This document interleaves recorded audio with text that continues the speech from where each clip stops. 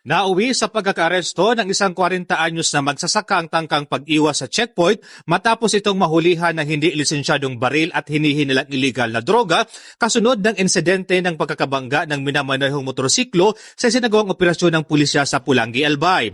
Matagumpay na naresto ng Pulangi Municipal Police Station ang sospek sa isang routine checkpoint operation bandang alas 11:30 ng umaga sa kahabaan ng Maharlika Highway, Barangay Matakon, Pulangi, Albay.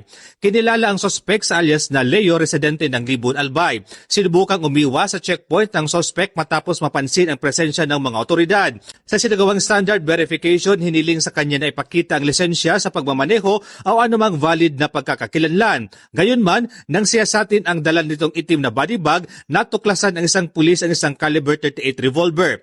Kabilang sa mga nakumpiska sa operasyon ang isang caliber 38 revolver na may markang MFTD by Arms Corporation of the Philippines at serial number 20387 na kargado ng 5 bala, 3 karagdagang bala para sa caliber 45 at isang sachet ng hinihinalang shabu na tumitimbang ng 2 gramo at may titeng standard drug price na 13,600 pesos. Ang matagumpay na operasyon ay patunay ng pinigting na police visibility at checkpoint operations, isa sa mga estratehiya na nakapaloob sa PNP Focus Agenda, particular sa ilalim ng Enhanced Managing Police Operations. Bahagi rito ng mas malawak na Safer Cities Initiative na layuning palakasin ang presensya ng pulisya sa mga strategic lugar upang maiwasan ang kriminalidad at mapanatili ang kaligtasan ng publiko.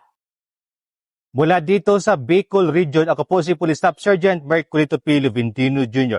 Nag-uulat para sa Police News Network, Bagong PNP, para sa Bagong Pilipinas, serbisyong mabilis, tapat at nararamdaman.